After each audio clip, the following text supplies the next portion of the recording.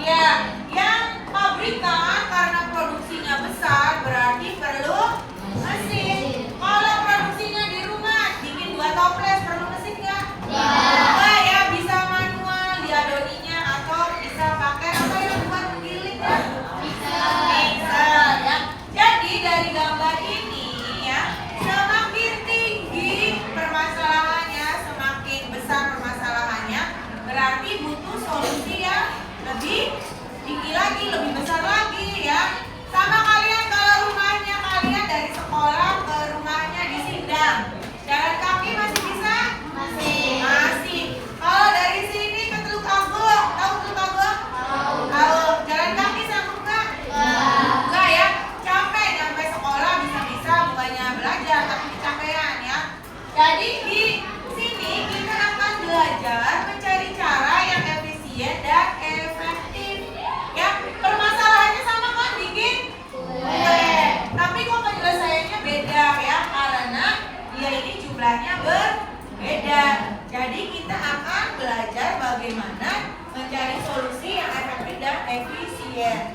Nah, dalam mencarinya, materinya yaitu berpikir komputasional ya.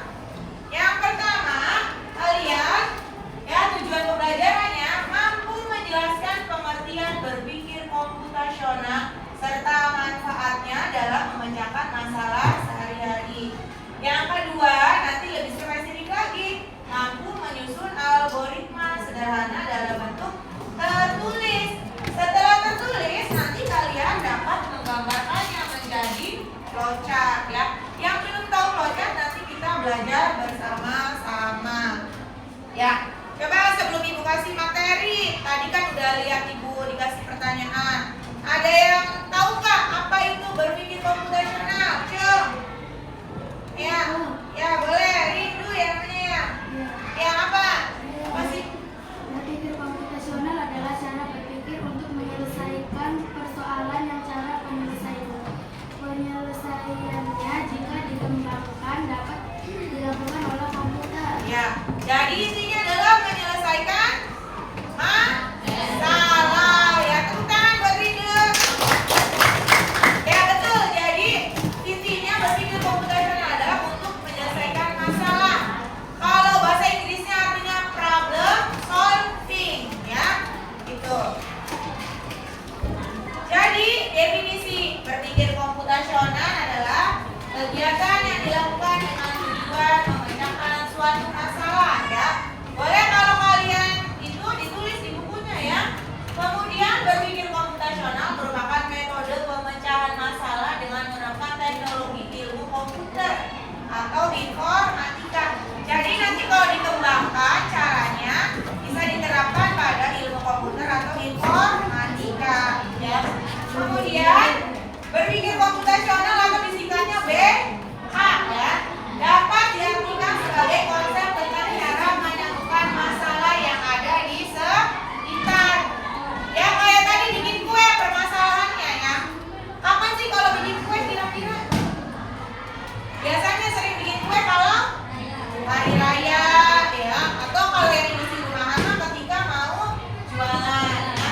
Jadi nanti permasalahannya di kehidupan sehari-hari, kayak berangkat sekolah, kemudian mengerjakan tugas yang efektif dan efisien ya.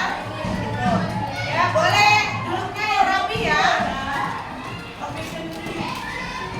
Nah ini apa sih manfaat atau keuntungan kalian belajar BK? Yang pertama, nanti dapat menyelesaikan masalah secara lebih efektif ya. Jadi kalau dari rumahnya Teluk Agung ke sekolah, kira-kira cocoknya apa solusi yang efektif? Naik motor, naik mobil ya, atau tidak naik angkot. Jadi cari solusi yang lebih hemat biaya, hemat tenaga. Kemudian dapat memilih langkah-langkah yang tepat dalam menyelesaikan masalah. Kemudian memberikan solusi dengan menghasilkan sebuah keputusan yang tepat. Ya, jadi kalau rumahnya di Teluk Agung ke Sindang ya, yang tepatnya adalah naik kendaraan. Kemudian dapat digunakan sebagai arah maju ke depan atau rencana berikutnya. Berarti kalau saya jalan kaki mengasah selanjutnya mah minta anterin bapak gitu ya. Jadi cari yang efektif. Kemudian berpikir komputasional ini ada 4 komponen. Ya, ditulis dulu di buku. Komponen BK, gitu. Ayo ditulis. 1. Dekomposisi. 2. Abstraksi. Ini pengenalan pola. Yang ini algoritma. Ya, sok ditulis dulu. Dekomposisi adalah teknik pemecahan masalah dengan cara memasangkan masalah menjadi subbagian yang kecil. Ini gambarnya apa ini? Membuat sarapan. Jadi sarapannya ini mau sarapan teh dan roti. Jadi dipecah. Langkah-langkah kalau mau bikin roti bakar artinya apa? Potong dulu rotinya, bakar rotinya, menteganya, lalu selesai. Teh, panaskan air, masukkan teh, lalu tambahkan susu kalau pengen tertarik. Sama kalau misalkan jualan rumba. Rumba itu terdiri apa dan apa rumba? Sayuran dan sambal. Jadi dipecah. Misalkan ibu kamu bikin sambalnya, kamu yang merebus sayurannya. Jadi kalian bisa menyelesaikan keduanya sehingga jadilah rumba. Ya gitu. Jadi memecahkan masalah menjadi subbagian kecil. Yang kedua, tadi apa? Abstraksi. Abstraksi ini yang dari masalahnya yang kompleks menjadi informasi yang sederhana. Kalian tahu Google Map? Tahu, misalkan rute mau ke SC. Yang dilihat adalah rute terdekat atau tercepatnya. Kamu nggak usah buka-buka rute ke BTN mana, ke BTN mana. Jadi cari informasi sesuai yang diinginkan. Misalkan membaca petunjuk yang panjang di kemasan mie. Kamu kalau memasak mie baca nggak? Dibaca nggak bukusnya? Dibaca, tapi ambil bagian yang terpenting aja kan? Langsung merebusnya, terusnya tiriskan, campur bumbu ya. Lalu yang ketiga ada pengenalan pola. Nih, pengenalan pola adalah teknik dalam BK untuk menemukan kesamaan. Ada sebuah gambar kartu. Ya. Jadi ada polanya nggak? Kalau tersenyum kira-kira bibirnya berbentuk apa? Ya, agak melengkung. Matanya membelalak, misalkan ya. Itu. Jadi ada sebuah pola. Kemudian yang keempat ada algoritma. Ya. Algoritma adalah langkah-langkah untuk menyelesaikan masalah. Ya. Ada yang tahu contoh algoritma dalam kehidupan sehari-hari? Ya, apa algoritmanya? Algoritma adalah langkah-langkah yang tersusun secara teratur, logis, dan berurutan untuk menyelesaikan suatu masalah atau mencapai tujuan tertentu. Ya, contoh yang paling gampang algoritma apa? Kalau di rumah kira-kira langkah-langkah apa? Ngapain di rumah? Algoritma membuat mie instan. Iya, gampang bikin mie instan. Kalau bikin minuman apa lagi contohnya? Bikin teh, bikin kopi, ya, gitu. 1. Siapkan gelas. 2. Masukkan kopi. 3. Masukkan air panas. Aduk hingga rata. Kopi siap disajikan. Nah, itu. Jadi algoritma ada 2 macam ya. Ya. Yang pertama algoritmanya ini pakai kata-kata ya, namanya algoritma bahasa natural. Jadi pakai kalimat deskripsi atau deskriptif. Ya. Kalau bahasa naturalnya bahasa Inggris ya berarti algoritmanya bahasa Inggris ya. Jadi kalau misalkan ini nih, menghitung luas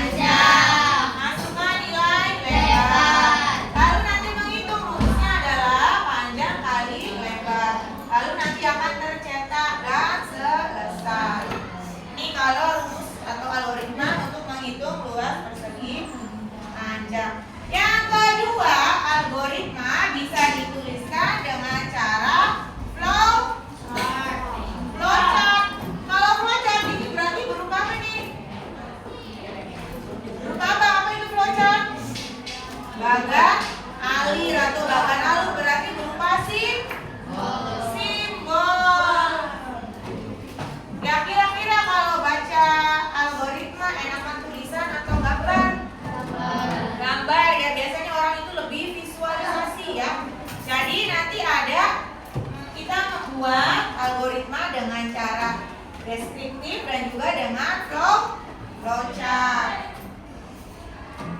Nih, apa sih fungsi flowchart? Coba ada yang mau bacain nggak? Dari jalannya proses ke proses lainnya. Biasanya ditandai dengan tanda panah.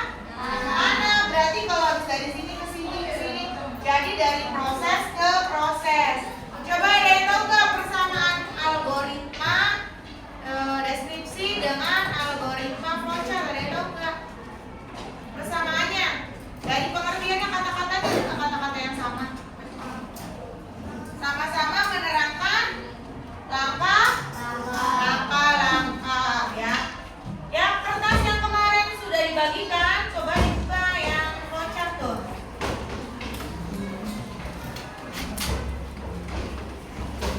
Nih yang ini, sok dibuka. Halaman ke-2.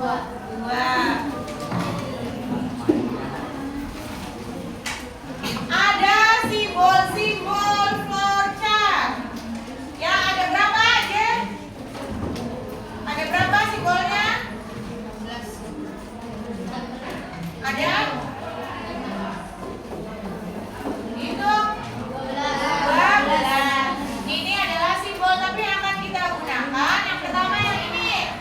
Apa namanya ini? Flow. Ini terminator. Yang ini Proses. ini Decision. pinter. Yang ini Input atau output. ini preparation. Jadi ada berapa yang akan digunakan? 5. Kalau flow, buat apa namanya flow? Iya, kertasnya. Simbol yang dimaksud menggabungkan antara Bukan antar simbol ya. dengan simbol yang lain. Ini terminator, biasanya digunakan kapan? Simbol yang menyatakan awal atau akhir. Awal dan akhir. Yang ini Simbol yang menyatakan proses ya. Kalau misalkan aduk hingga rata, kira-kira masuk ke mana? Proses. Nih misalkan, apakah kamu lapar? Berarti masuk ke decision. Jadi ada mengambil keputusan. Kalau lapar misalkan makan, kalau tidak istirahat. Nah ini input output kayak tadi, masukkan panjang, masukkan pendek, panjang dan lebar. Yang ini preparation, biasanya untuk menyimpan si data ya. Kita lihat ya. Ini kira-kira algoritma apa nih flowchart apa? Flowchart ke-1, dibaca baik-baik. Iya ngapain ini nih? Oh, dibaca dulu. Kira-kira ini algoritma atau langkah-langkah ngapain? Mengirim pesan. Iya betul, mengirim pesan atau SMS ya. Yang pertama ini gambar apa ini? Simbol apa? Simbol terminator. Iya benar, terminator. Yang ini input. Ya, sudah payungnya udah ketemu nih. Nanya lagi. Kalau payungnya ketemu, hujan nggak? Payungnya ketemu. Kalau payungnya ketemu, kalau hujan balik lagi. Kalau iya berarti bawa payung. Nah, kalian sudah duduk berkelompok? Sudah. Ibu sudah membagi kelompoknya. Kelompok 1, Cung. Ada. Kelompok 2. Yang semangat dong. 3. Ya, 4. 5. 6. Ya. Jadi ibu punya amplop. Isinya apa ya? Isinya bukan uang tapi ya. Isinya ada 2 amplop. Jadi kalian akan berdiskusi menyelesaikan permasalahan yang ada di sini. Jadi ibu punya puzzle-nya berupa flowchart yang harus kalian susun sehingga menjadi algoritma yang benar. Ya, ibu bagikan untuk kelompok 1.